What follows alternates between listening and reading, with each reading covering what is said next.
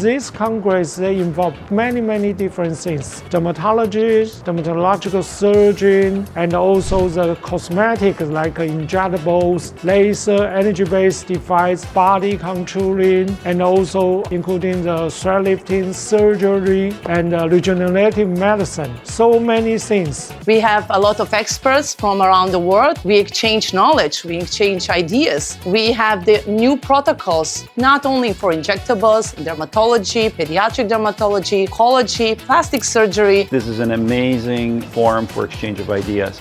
I get to see what the latest trends are. I get to see and hear from the latest experts from all the Asian countries, in particular experts from Korea, from Japan, from Taiwan.